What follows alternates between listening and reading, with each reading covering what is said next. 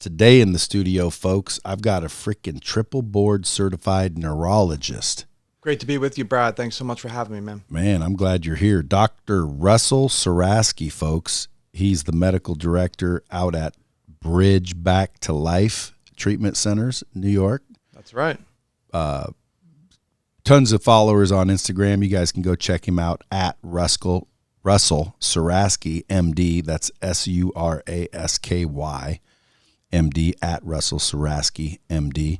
And today I just want to kind of pick your brain because I think there's a lot of people out there listening to the show that might either be susceptible and or addicted to something, and that's really your specialty, addiction. That's right. So I'm a neurologist, but I specialize entirely in addiction medicine. And we've really developed a lot of advancements in understanding addiction and how to treat addiction. And a lot of these treatments are now available to the country as a whole through insurance, and by and large, most people are not aware of them. Is it medicine? Mostly it is, and that's come from our understanding of specifically that addiction is a actual brain condition more than it is a psychological issue. So why give them medicine? Well, because we understand now that drugs, it's not just about the drug itself, it's about the person's brain and how they interact. So some people who are susceptible to addiction of a particular drug, it hijacks a certain neurological circuitry in the brain, which then propels the addiction forward. And so we know it's a chronic brain condition, and we have treatments now born from that understanding. Are there people that are less addictive than others? That is correct, yes. And we're continuing to advance the science of the genetics, trying to understand who's most susceptible and who's least susceptible. So doctors, restrain in their prescriptions of opiates and other medications. What do you think the strongest one is in terms of addiction? What were those called? Oxycodone? Yeah, so those are the family of opiate drugs. Those are pain medications. Why are people so addicted to those? They very readily hijack the addictive circuitry if you have a susceptibility. So in other words, let's say we were to take 100 people at random and expose them to alcohol. Say maybe 20% of them, that alcohol would hijack the circuitry, whereas opiates may grab 35% of them. Now what circuitry are we talking about? So there's an area in the brain. It's in the brain stem, an area of which we have no control. Medulla oblongata? Yeah, exactly right. The medulla is right there. And it's called the limbic system, actually. And that's the part of the brain that runs on autopilot, and it drives you for survival drives like food, attraction, sex, mating, it's procreation and survival. And it hijacks that system. And then with that force, it can then drive the rational brain to look for that drug as if it's as important as one of those other survival drives. And like you say, rational brain, which means basically you rationalize why you must take this and seek this foreign substance out. So when you give people new drugs to solve their addiction for old drugs, doesn't that go against like common sense? Well, it's a great question, and it's very confused amongst the public because the treatments that most people have heard of are things like methadone and Suboxone. These are substitute opiates for the opiate that they were addicted to. And they actually have qualities about them that are stabilizing forces for people. In other words, they're not putting a needle in their arm, they're not visiting the drug dealer, and they could actually stabilize their life. But we have newer treatments that are actually not opiates at all and are not addictive at all. They actually help heal the addicted part of the brain. One of them is called Vivitrol, and it is a non-addictive medicine that helps people with multiple addictions, including gambling addiction, which, by the way, also we know hijacks the circuitry just like a drug. What's the most prevalent addiction to? That would be nicotine. We got about 1 billion people addicted to nicotine in the country. Yeah, 1,000,000,001. Well, I wouldn't say I'm addicted. See, I don't have an addictive personality or brain wiring. If I wanted, I could just stop doing anything,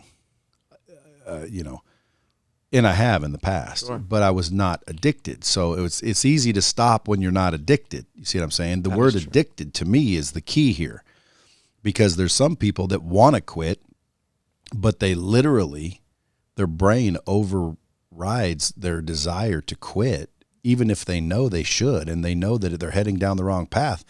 They just can't. And I think that's serious.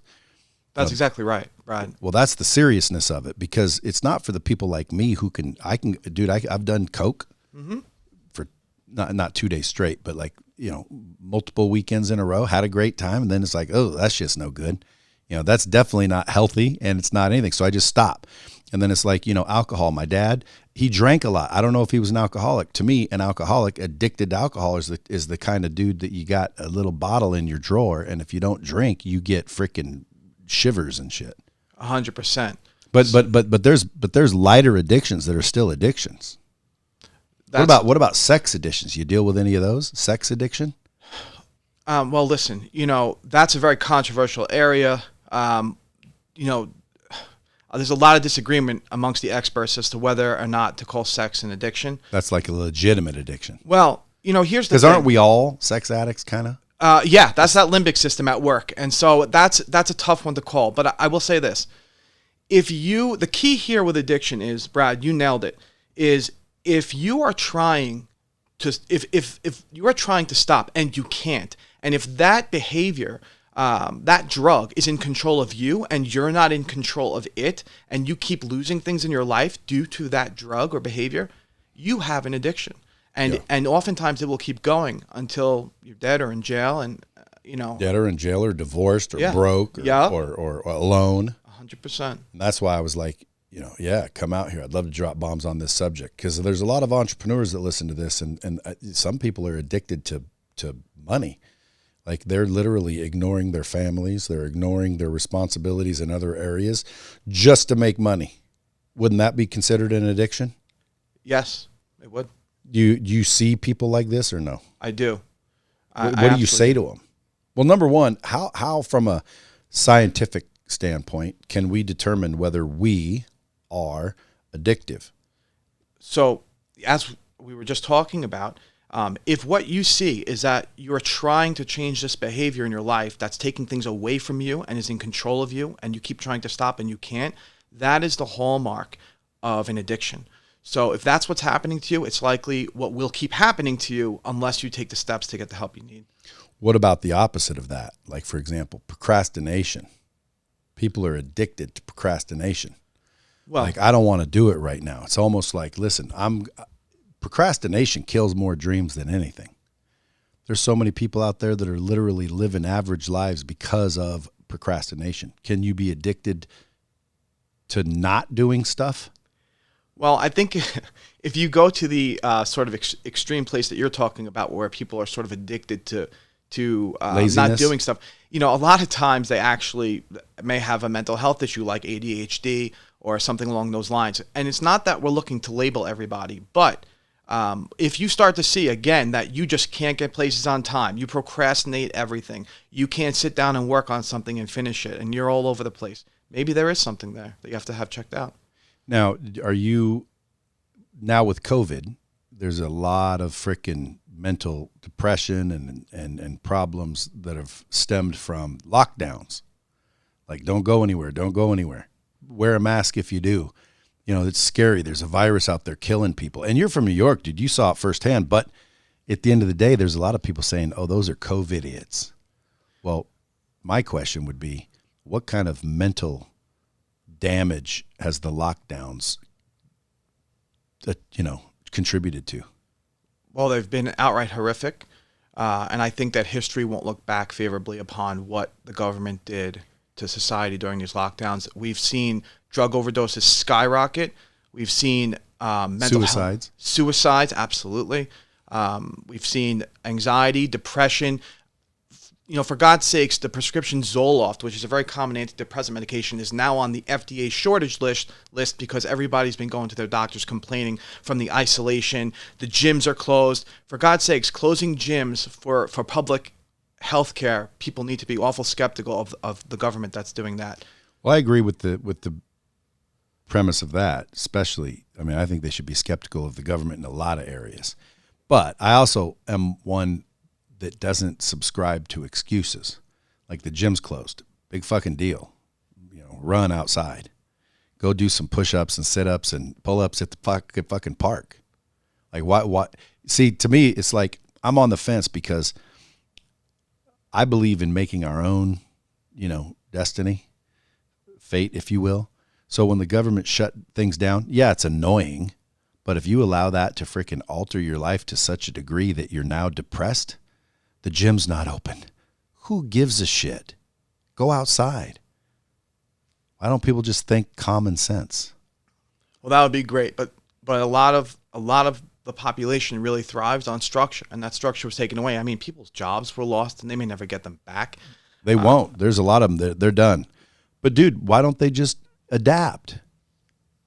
Well, it's very hard for a lot of people, and particularly susceptible individuals, people with mental health issues and addiction. I mean, Brad, one of the things is a lot of people with addiction go to 12-step meetings, and those meetings really help them in maintaining their sobriety. And they were taken away because in the churches and temples were closed in a lot of states, and the risks of what they did definitely did not outweigh the benefits. It was very politically motivated.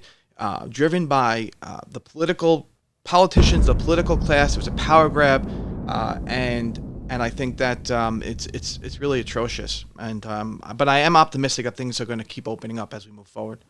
Well, they will. Texas is already leading the way.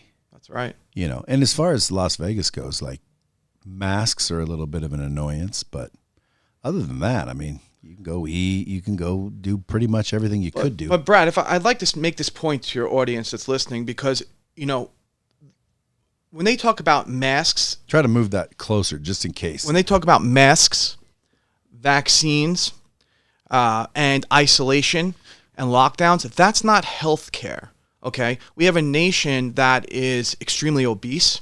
We have a nation that doesn't exercise. They're very unhealthy, and that's where these deaths are coming from. When you look at the data, 90+% of the people that so-called died from COVID had at least 2 to 3 other serious medical comorbidities. And in many cases, it was quite a leap for them to even call it a death from COVID. But these hospitals were incentivized tremendously. You have cash-strapped hospitals receiving $20,000, $30,000 per hospital admission if they label them as COVID or even COVID suspected. And so what do you think incentives like that are going to drive administration of hospitals? Right. Now, see, that's common sense.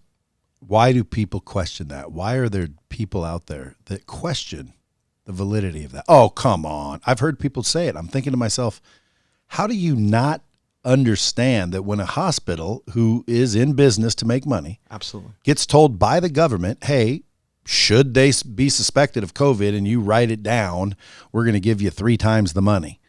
Well, every hospital is going to write that down. Period. And not only that, what happened to the flu, bro? That's what happened. Have you seen the stats, Brad, on the flu? Yes. Like there's hardly any. I think I saw one that said there were 17 flu cases in 2020. Where's the media in covering that? I mean, I don't understand. I understand there's a deliberate attempt to have a certain narrative to keep things going a certain way, and that's why you're not hearing the real science. What you're hearing is, go ahead. But what's the benefit? Well, I think there's, a lot of motivations at play there. Many of them political is my best guess, and they are not in the best interest of people, of society. It's not being driven by what's in the best interest of the masses. But if COVID were a serious thing, where's all the deaths? Well, and by the way, for those listeners that are thinking, what do you mean, where's all the deaths? People died. That's for real. People die every year before this happened. In fact, I'm not sure if it's true. Do your own research. But I believe somebody with credibility, I think it might have been Tony Robbins, that were literally saying, if you stack up total deaths from previous years versus these years, less people died after the pandemic than before the pandemic. Like, in other words, if there was a pandemic of a new thing, wouldn't we have seen a bunch of additional deaths? But we didn't. We actually saw a drop in deaths or the same amount, meaning nothing new happened. It's true. And that's why the media shifts the goalpost to whatever they want. For example, CNN was scrolling case counts, which was very flawed data. And if you have the time, we can go into it. But it's extraordinarily flawed, garbage science, garbage science in, garbage conclusions out. And CNN, in their fear-mongering was basically scrolling case counts across the screens 24/7. scaring people. But what they didn't tell you was that hospitalizations and mortality from COVID was actually, severely declining even before the election. But they had a narrative to play, and that didn't fit the narrative. So it was case counts. Now, since the politics have shifted a little bit, where are those case counts on CNN screens? We don't see them anymore. We don't hardly see anything anymore. It's almost like it's over. Mm-hmm.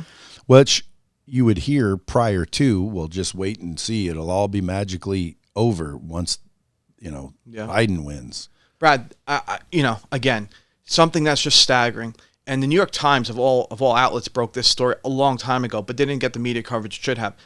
They do something called PCR testing, polymerase chain reaction testing, and that's how you take a swab, say of someone's nostrils, and you're looking for the virus, and then it spins it a certain amount of times to amplify the genome, the DNA of the virus, to take a look at, if it's there or not. And they are only supposed to let the machine spin 20, 25 times based on what they're looking for. They did not have any regulations with this PCR testing, and when they went back and looked recently, they saw that they were spinning this in a very unscientific way, up to 40 times when it's supposed to be 20, 25 times, finding things that weren't there. New York Times, you can look this up, guys. 85%. They randomly sampled 3 states, positive cases. Okay, New York was one of them. 85% when they went back and rechecked it under normal standardized conditions of PCR testing, 85% false positives. Where is the media coverage on that? 85%. Well, but what can you do about it now? Nothing. Just, you try to get the word out. You got to try to resist some of these lockdowns, of course, in peaceful ways. But they're kind of over now, aren't they? Well, maybe not worldwide, but definitely in the U.S. Well, hopefully we're moving in that direction. Texas. Well, boom, back to absolute no restrictions. It's true. But I mean, the hotel I just came from, a lot of restrictions. That's not Texas. That's true. We're probably going to follow California. Jesus. Yeah, no kidding. And what's crazy is like Florida, who's been kind of loose for a while, they're fine. Oh, Texas, I'll bet you will be fine. Florida's better than fine. Florida is making a mockery of the federal government, what they did right now. Yeah, well, that governor is why. DeSantis that governor, awesome. Did you hear him basically say to Biden, F you, I'm not calling you president? Yeah, I did. And now, they're trying to maybe there's some talk about Biden trying to restrict people from going to Florida and all this extra rules. And it's really. That's politics, right? Of course. Dirty swamp politics. Yeah. I think if people understand that the Constitution was set up to be very simple. We the people, right? The problem is there is no we anymore. They've separated us. They've created diversity. We're fighting over the stupidest shit. And there is no we. So we is in control, but there is no we, which means they're in control, because if we're not in control, they are. And they clearly are. Like, there's a lot of business owners that literally shut down like they were told to, rather than stay open and face the fines that may never get enforced. Like, to me, dude, it's unbelievable. Thankfully, I have like a media company, so I was considered essential. And that's another thing. Who decided who was essential and who wasn't? Like, dude, a liquor store was considered essential. The weed stores here, essential.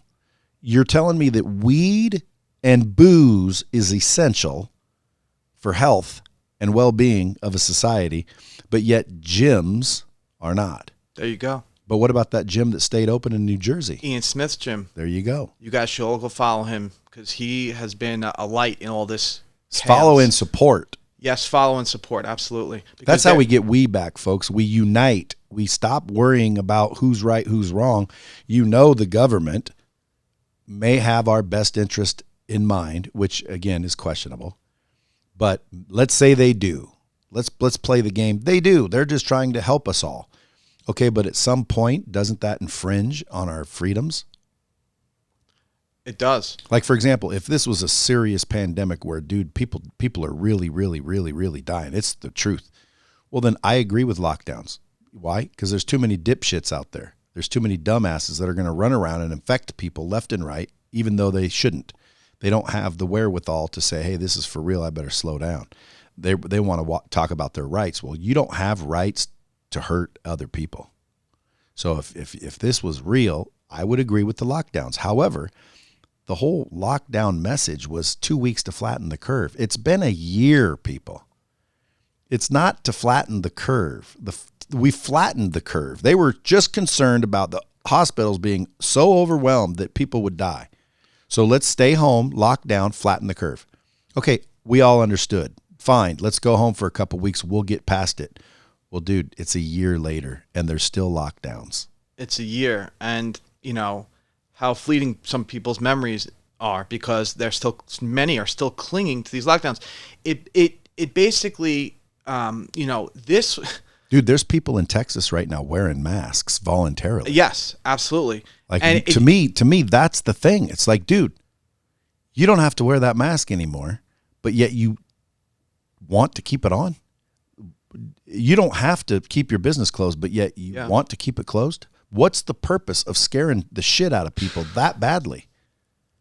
And by the way, causing diversity. There's people that will look at you like you killed their cat for not wearing a mask. When in reality, 99% of the masks that are out there that were made by companies taking advantage of this, they're not even real masks. They're freaking panty material. Yeah. It's completely irrational. It's gone off the rails, and it's bred neuroticism and germophobia, which are actually mental issues, mental illness. Oh, by the way, that's why somebody said the other day, I said, well, why are there no flu cases anymore? They said, because we've been wearing masks, Brad. Makes a lot of sense, right? Yeah, well, that's why. Mm-hmm. Oh, okay. Dude, how do you help people like that? Yeah, well, they almost need to be debriefed, like as if they were in a war zone, and now there needs to be this steady drumbeat of things are getting better from the mainstream media for a while, I think, for a good swath of the population, because they bought into this hook, line, and sinker. Did you get any hate from other doctors? You know, believe it or not, Brad, I really don't. I think that at its heart, a lot of doctors are not vocal about it, but this message resonates with them. They know it. But did you hear about doctors being fired when they vocalize? I have not, except for what you see, on TV. I just haven't heard doctors speak out about it at all, really. Well, sure, there's a bunch of them. I mean, and they get vilified. Yeah. There were a few early on. I know that. And I had one on the show, Dr. Rashid Buttar. Okay. Sure. He was getting millions of hits on YouTube. They took him off YouTube. He was getting millions of people listening to what he was saying, and they literally took him off all social media. It was hard to find him. I put up a video that got 1.5 million views literally in 3 days. Wow. And then YouTube took it down. And he wasn't saying anything except very similar things like this, which is, folks, it's not that big a deal. It's not that bad. Masks will screw you up. Do not wear the masks. They want you to wear them because it actually will lower your immune and you will more likely get sick. But that's more conspiracy. There's some evil cabal. Yeah. I don't know if there's an evil cabal because guess what? No. All these politicians, dude, they have friends and family that are not politicians. They're not going to start being, conspiratorially out to get us. But when you look at the big picture, the cabal, that's where it gets scary because, there could be pharmaceutical companies that want you to buy their medicine. And so they want to lock down. Why? Well, because it will mentally fuck people. And now you need my medicine. Mm-hmm. Now you need my shit. Well, take a look at the commercials on TV. I mean, every third commercial is for a psychiatric medication. And they want everyone to be in fear and be locked down because, of course, everyone has to get vaccinated to function in society is the message. Are you getting one? No, I'm not. Because I don't think that I think like any medicine you're going to take, I think you need to weigh the potential benefits for yourself in getting a vaccine or medication. And quite frankly, I don't think there's any evidence to support me being concerned about getting COVID, not having any other medical issues. And asymptomatic spread is basically non-existent. And if you believe it is, then just so you know, everybody out there, when you get vaccinated, that doesn't stop you from getting the virus. It doesn't repel magnetically the virus from entering your body. You still will get the transmission. You just are likely to fight it off before it hurts you. But you still, if you believe in asymptomatic spread being a major problem, you still can give it to someone with the vaccine. So being a neurologist, explain what that is for people. Oh, it's a medical specialty that focuses on the brain and the spinal cord, the nervous system. The old nervous system. Yep. Now, do you believe in laws of attraction? Yes. Do you believe that the brain rewires itself every day? I know it does, and we call it neuroplasticity, bro. Neuroplasticity. That's where I want to go. Why? Well, because folks, all this shit that's happened in the past, the lockdown, the boo-hoo, and people are like, that's insensitive. Hey, look, there's help out there. You can reach out. And by the way, just to sew it up nicely, if someone's out there listening to this and they are feeling a little depressed or a little off their game, what should they do? Well, they should. There's many outlets to get help, right? So if you're having a mental health issue, call up your doctor, go see them. If they can't directly help you, they'll refer you to someone who can. This is a mainstream issue right now. You're not alone if you're dealing with mental health issues or addiction. If right now the addiction crisis in this country, Trump declared the opiate crisis a national emergency, and then at that time we had 150 overdose deaths a day in this country, and now we're at 200 since the lockdowns. So you are not alone if you have a problem addicted to drugs or other substances like Porn? alcohol. Yeah, anything. And by the way, why are you harmed by being addicted to porn? Well, there's thinking that perhaps that also rewires your circuitry so that you. Well, it does. Yeah, so that it affects your relationships and your life. Yeah, but still, I mean, at some point in time, like, dude wants to rub one out. Who cares? Yeah, is that addicted though? I don't know if that we would call that addicted. A dude wants to rub one out all day. Well, isn't that his business? Or her business for that matter? I don't think anyone's putting them in jail, Brad, for that. But I think that if they listen, you can live however you want to live. I think that's gonna cause you problems. I haven't had any yet. Anyway, I'm just messing. So I want to get to neuroplasticity because, folks, I always get people asking me how to win, blah, blah, blah, blah, blah. Well, and I don't know if you know my story, but I dropped out of high school in 11th grade. Like, I should not be, quote unquote, successful. I should not be doing 8 figures, going on 9 figures, and eventually will be 10 figures a year. How am I doing it? People want me to speak. They're paying me, keynote money to go speak to a group because, man, look at this guy. He should be a bum, but he's not. What's so special about him? I believe it's my mindset. It's the way I think. I think the unique part about me is I crave common sense. I crave simplicity. I simplify everything. People want to grow their business. It's not hard to do that. People want to, make more money. It's not hard to do that either. But I think my true advantage is neuroplasticity. I'm putting in and doing things on a regular basis that I think and I'm glad you're here to rectify or validate what I'm saying, but I think it's the way my brain's wired.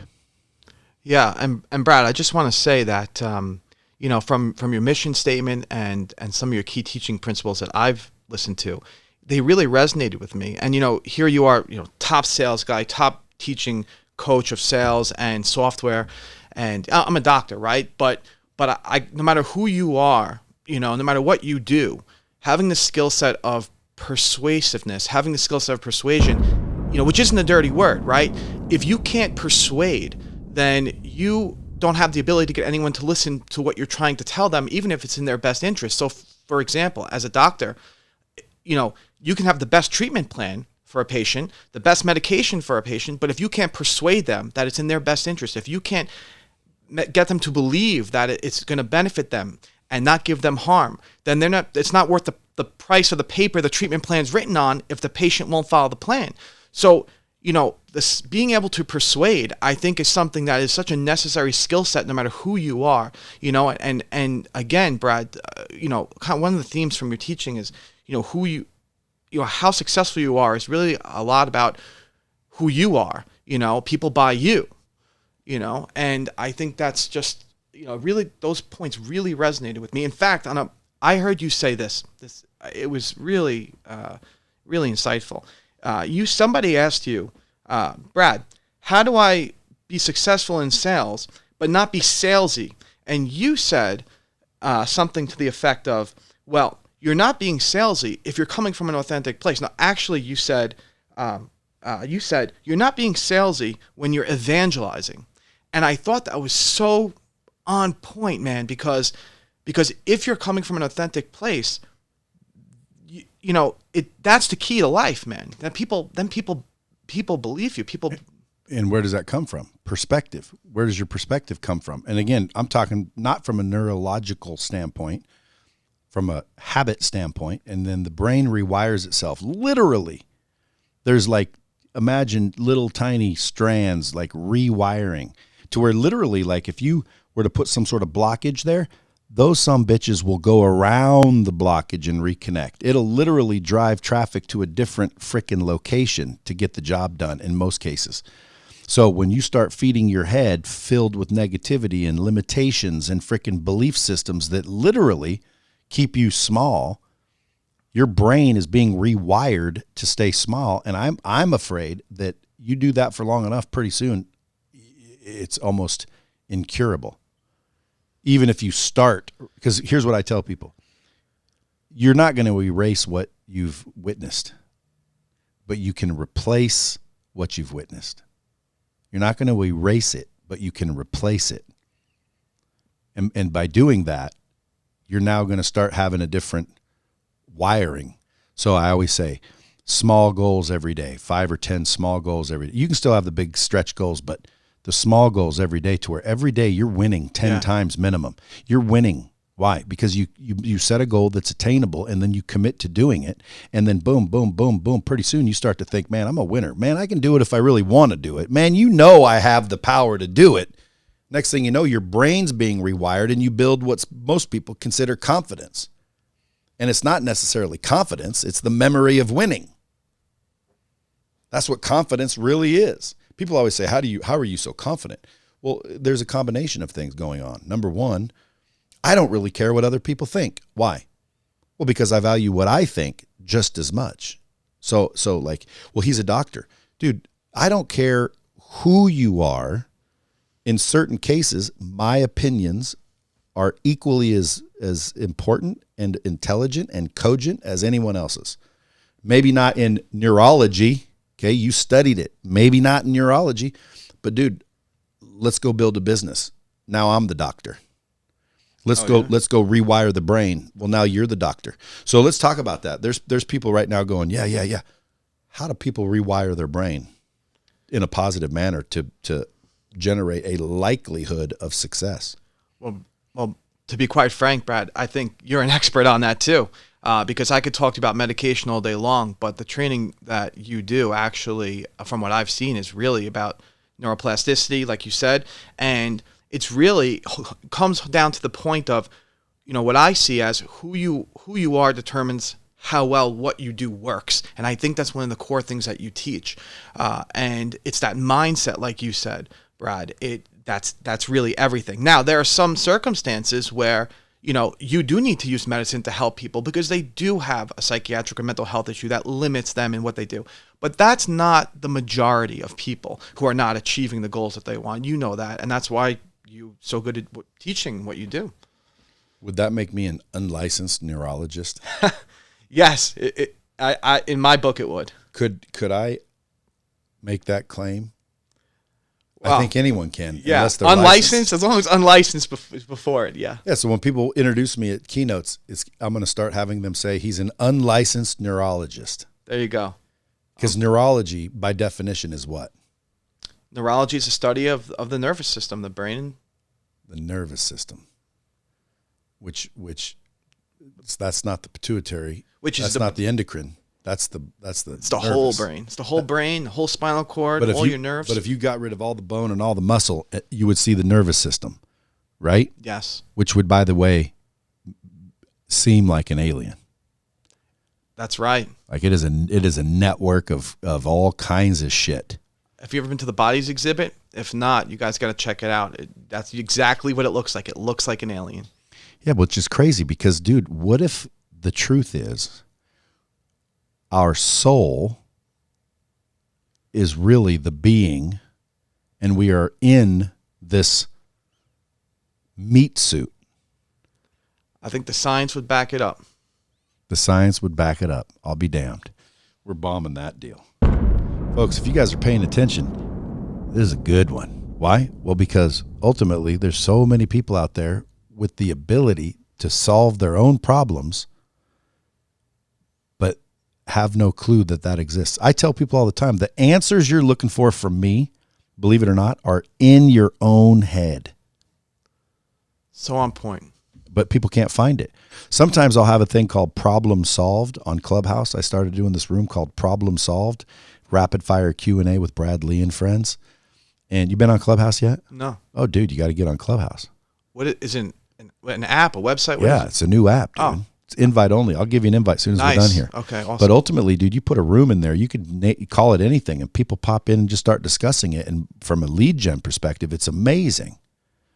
Like, I don't know how you get your leads, but if you put addiction and da-da-da and you're in there, they come in there. It's your room, by the way.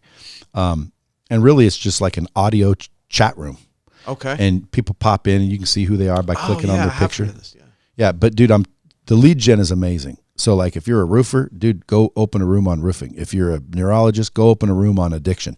Anything you're looking for, you put the room up there, and everybody that pops in there has an interest in what you're talking about. Fantastic. Yeah. So I said problem solved because, dude, I'm a problem-solving son of a bitch. I've been solving problems since I was a kid. My dad basically threw me in the wild and said, figure it out, dude. So I figured shit out, right? And I developed a thick skin, okay, and a common sense approach and a simplified approach to everything. And I think that rewired my brain to see solutions that most people can't because they're looking for some miracle answer or some scientific formula or some secrets, when in reality, you can't see the forest through the trees. It's right in front of you, but you're over complicating it. Like, let's just simplify the shit out of it. Like growing a business. How do we grow a business? Well, number one, what does grow mean? Like more money, more people? Yeah. Okay, well, how do we get more money? Well, let's uncomplicate it. How do you get more money for your business? Well, you need more people. You need more advertising. You need to do more than you're doing currently. So what are you doing currently that drives traffic? You go, I'm doing this, this, and this. Do more of it. Oh, that sounds easy. It is easy. Do more of what you're doing currently. Like, dude, quit making it more difficult. That is the answer. And then eventually you'll be like, well, I'm doing as much as I can do. Well, then get more people to help you. Mm-hmm. And then you get more people, you get more customers, you get more money. Now people's like, I tripled my business. Well, how do I do it? You continue to do it the same way. You leverage people, technology, right? If you want to scale, you leverage people and technology, and ultimately you do more of what you're already doing. If you can't figure out how to make money at all, that's a bigger problem. People come to me, how are you making money currently? Well, I knock on doors. Knock on more doors. Well, I don't have enough time. Hire someone, pay them less to knock on the door than you get for them knocking on the door. People are like, oh, that's crazy. I've had people literally 4 years, they've never made over 200,000. They come to me, Brad, how do I scale my business? I tell them the simplest shit, and they're like, oh my God, my business is, 5 times what it was, and it's only been, 6 months. Mm-hmm. And what did they do? They did more of what was working. Like, how is that complicated? I don't know. I think you give them perspective. Maybe they're in the weeds too much. I rewire their brain. Yeah. Dude, I'm a fucking unlicensed neurologist. There you go.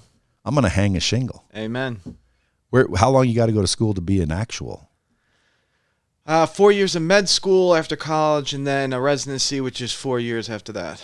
Can you prescribe drugs? Yes. So if I said I wanted Oxycontin, is that what it's called? Oxycontin? Yes. You could if you wanted, yes, as a neurologist. I wouldn't, but yeah.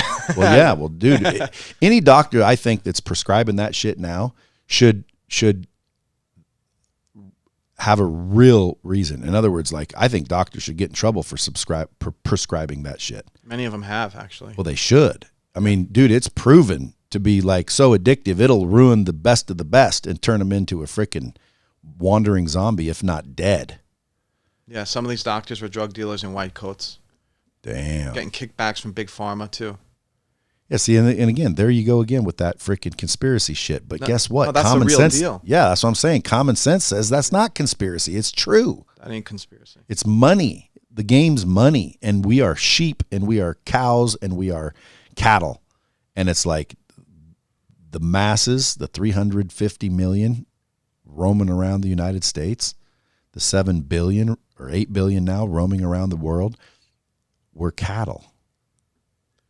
Brad, I'm no politician, and from what I have read, you're not either. But if you don't think D.C. is run by lobbyists, then you're living in the clouds, man. 100%. That's another thing. If I was ever president, because one day I might run just for fun and to be like memorialized in the history books. Because if you run for president, it's always on record for the rest of the world.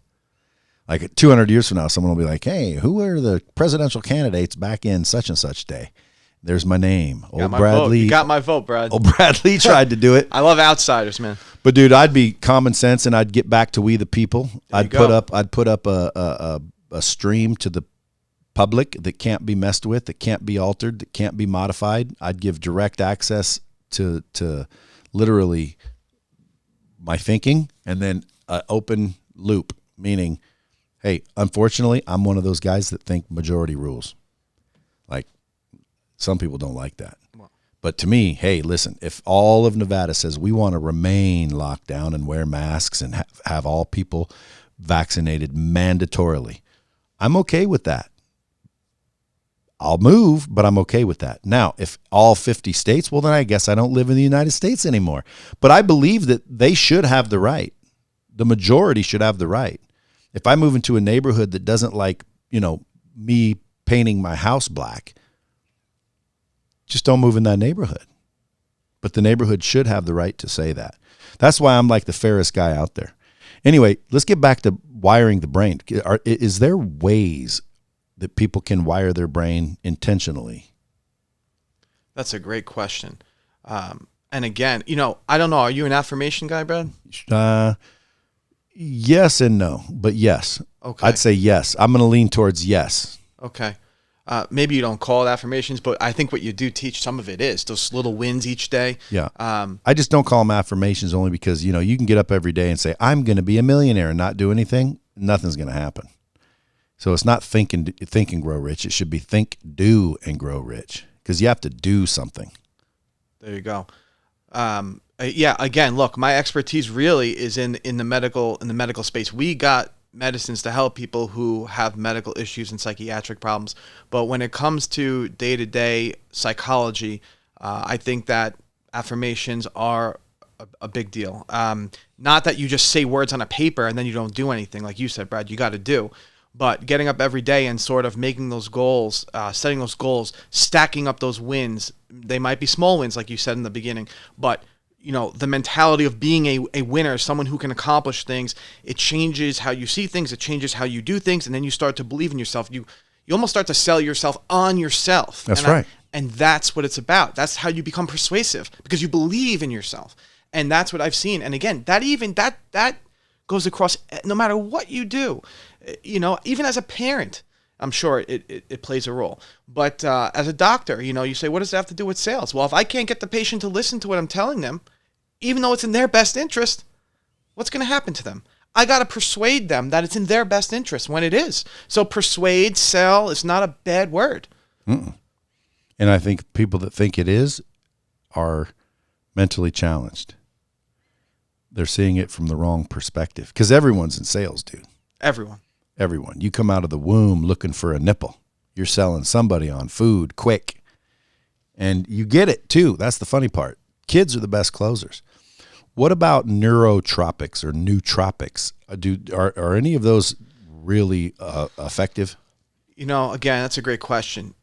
There really aren't any studies on these supplements. Aren't or are? There are not. Look, some of these companies, these fly-by-night companies come out with these supplements. Every day there's a new supplement on the shelf. They might tout that there's some study they have, but it's usually not too valid of a study. I will say that I don't.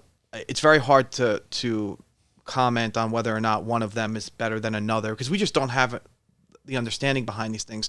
If you ask me about how a medication helps people, look, some of these supplements, I get that people want to be natural, and if it's natural, then they think, therefore, it's good for them. But a lot of what these supplements are doing is taking the same routes in the brain that the medications do, but in a way that we don't fully understand, in a way that has no studies behind it, and in a way that's less effective.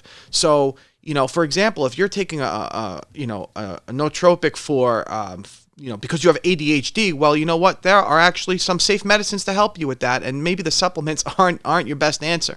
So, just because something is natural doesn't mean that it's the right thing.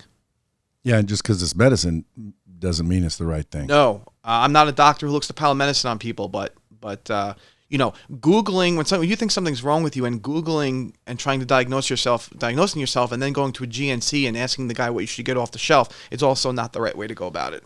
Yeah, but like there's certain scientific proven things that would literally increase focus, let's say. No? For sure. That are not medicine. They're just like St. John's wort or some crazy ass dandelion root that nobody takes ever. Well, in reality, if they did studies, which according to them they've done, you take this and you will produce more such and such that does this or that. The issue is, though, the minute that something's identified as actually having real potential, pharma comes along and steals it right up, and they just refine it. That's what's happened to, And then they call it a medicine. And they say call it you medication. Can't get it without a prescription. There you go. Because an orange is technically medicine for scurvy. Is it not? Good point, Brad.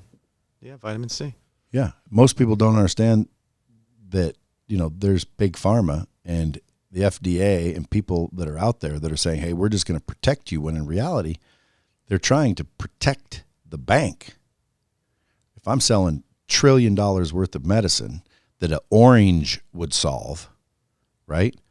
I'm not going to allow you to call that orange a medicine, and I'm also going to bust your ass when you start touting claims, and I've seen that happen where doctors lose their license, end up in jail because they say this shit cures cancer. Well, you better not say that. Well, yeah, but we have proof of it. Well, you better not say that, and if you advertise that and you tell everybody, we're going to freaking rip away your license, throw you in jail, and call you a quack. And what's funny is the public believes that they are. This person's a quack. Or you end up dead. You get suicided. That's real shit right there. It is. That's scary when you think about it. Because, again, who are these big wigs? Now, me and you could sit here and argue whether or not I think medicine is good or bad. Why? Well, because I think medicine, if effective, gets the job done without causing worse or other side effects, then I would say take the medicine. It's common sense, bro. Yeah, that's what I use. So when people are like, I have friends of mine, they have certain religions where no medicine is good. Yeah, but at the end of the day, watch what happens if they got bit by a snake. Dude, they're running to they're running to get the antivenom. That's medicine. It's easy to take black and white positions. Medicine's wonderful. Medicine's terrible. Same thing with vaccines. You have the anti-vaxxers never get a vaccine. And then you have people who say you should get vaccinated against everything from the day you're born, right? That's not common sense. It's not so simple. There are benefits and risks to each individual who has to decide if that medicine, if that vaccine is in their best interest. And that's what has to be looked at. These extremes are not accurate. Well, I always look at it with common sense, meaning if I get COVID, I have a 99.9% chance of survival. So man, Brad. That's right. Yeah, so I'm taking a vaccine for a point smear chance that I might die from it, when in reality, if it were you get that, you're more than likely going to die. Well, then hell yeah, I'd get the vaccine. Agreed, 100%. But on the same token, I think if you and I were dropped off in Africa, we'd take those vaccines, right? Things our bodies haven't seen before, things that could easily harm us, kill us. Yeah, like dengue fever. You know about that one, huh? Well, you don't want that shit. No, you don't. You don't want that. Now, after sitting here talking about neuroplasticity, my mind keeps going back to that, because if we could figure out how to help people do the habits that form those positive neural pathways. Man, and you could sell that. Dude, it wouldn't be medicine. It would be information. But that's valuable information. If we could claim, listen, if you're not winning in life, you come see Russell, and he'll give you basically habits to perform for the next 90 days, and your whole life will turn around. That would be freaking valuable. Yeah, man. I think they got to go see you too for that, because that's what you do. That's what you do. I mean, that's my impression of what you do, unlicensed neurologist. Yeah, but I'm not a neurologist. We got to get you a shingle. Well, let's use yours, especially if you believe it. Because, dude, listen, there's millions to be made, but more importantly, there's millions to be helped. There's people right now that if they just start doing daily habits, just simple daily habits, change the habits, change the life. That's absolutely correct. And that's the facts.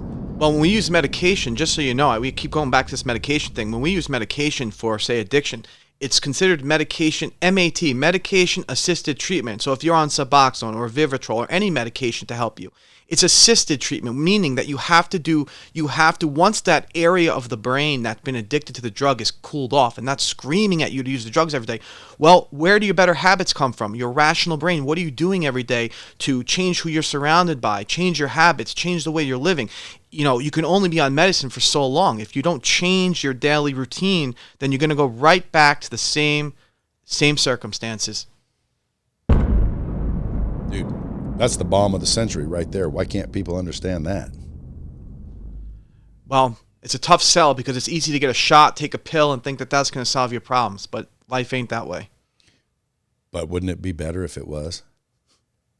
Like right now, I come to your office, you give me a shot, and all of a sudden I'm kick-ass, I'm a rock star, I'm intelligent, I'm confident, I'm freaking deadly, I'm persuasive. That would be unbelievable. I'd have people lining up right now. Everybody in the bomb squad would be at your door saying, dude, I want that shot or that pill. I'd be sitting there. Problem is it's not that easy, and that's not how it works. Even with medicine, that's why I said I'm for it and I'm against it, because the medicine ain't going to do shit. The medicine might make it possible to do shit, but the medicine itself is like a tool. Just like if you're going to build a birdhouse, you know, do you have a butter knife? You're going to have a hell of a time building a birdhouse. But if you've got a drill and a freaking saw and a freaking seahorse or whatever those seesaw things, those tables are called, and a ruler and, you know, a lathe, whatever else you'd need to build birdhouses. If you had all the tools, well, now you're just going to make a birdhouse easier and better. I think that's when you apply the medicine. Well, that's my biggest problem is also, again, back to Big Pharma. They like to sell that a pill makes you healthy. Pills don't make you healthy. That's the problem with our society, is that pills, vaccines, masks, none of these things make people healthy. It's routine. It's healthy routine.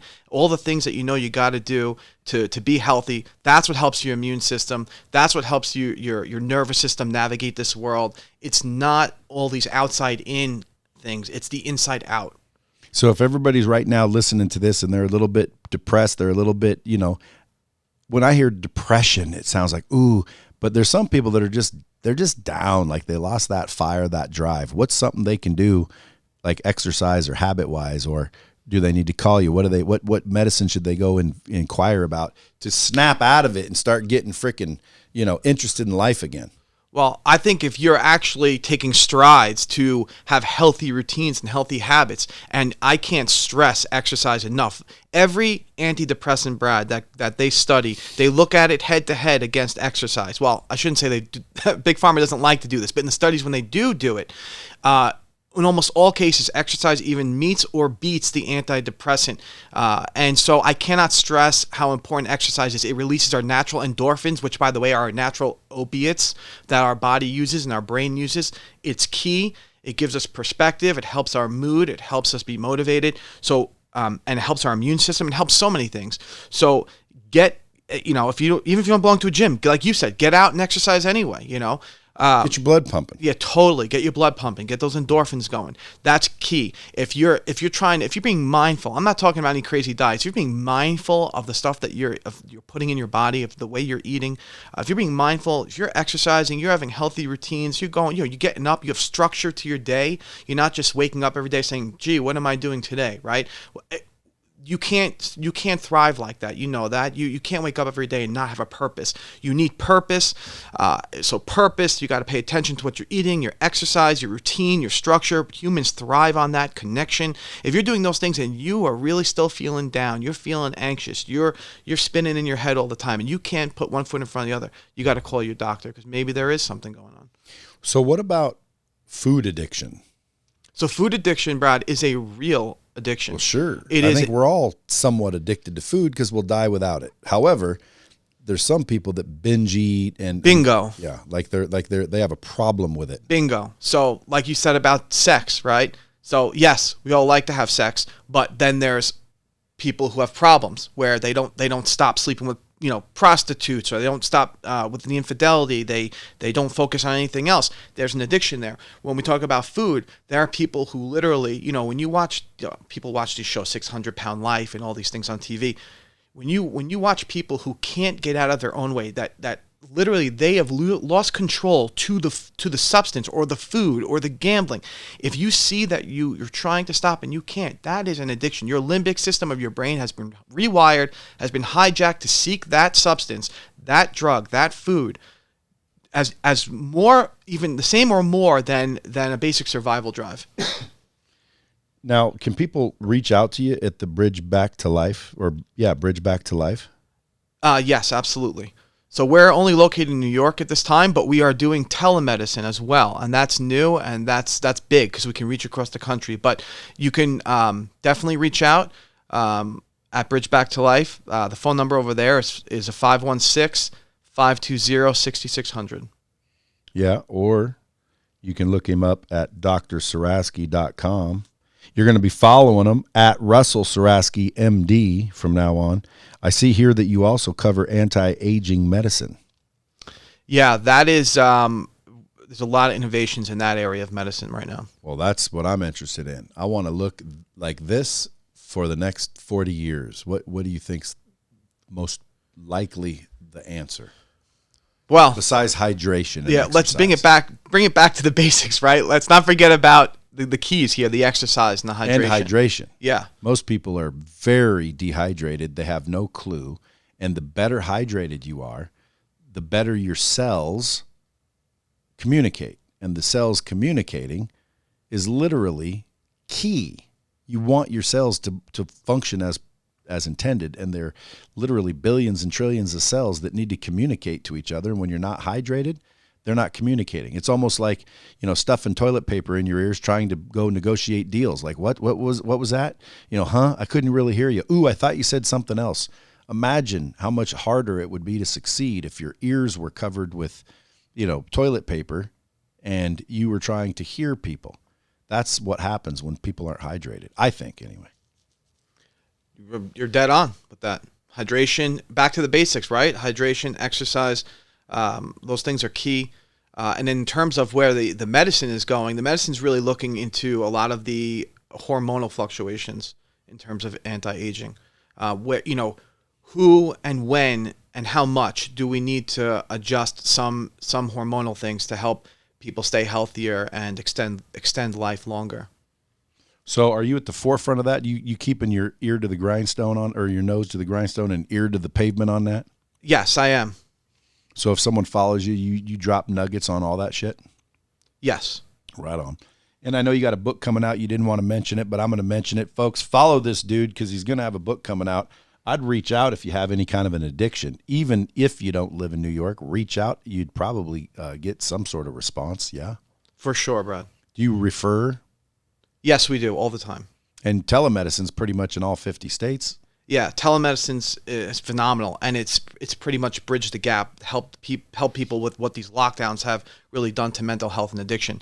I would say that I see people, in most, at least half the practice, I see people in other states now dealing with problems from the lockdowns. Well, I appreciate you coming all the way out here to sit with us and drop bombs. It's my pleasure, Brad. Thank you. This type of thing. Thank you so much for inviting me. My pleasure. And if there's anybody listening to this that's either depressed or knows someone who is, share this podcast out.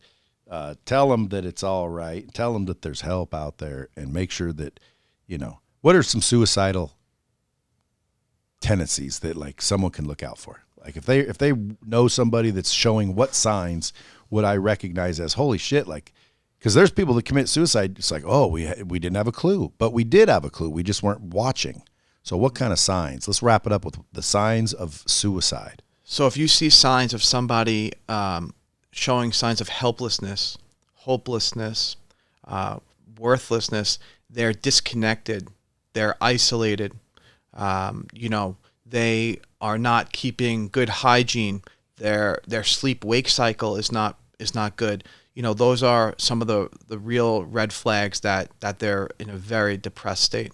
What should you say to them, or should you just like alert somebody, a professional? Well, I mean, the best thing you can do to help them the quickest is to get them to a professional, because typically when someone's in that place, listen, words can help, but they're already at a place where you need to have a professional assess them and see if they can help them. And that could be so simple as hooking them up to one of the telemedicine platforms to see a doctor now, which you can do through insurance. Boom. Or share this podcast with them. Absolutely. Dr. Surasky, appreciate you coming out. And folks, as always, keep it real.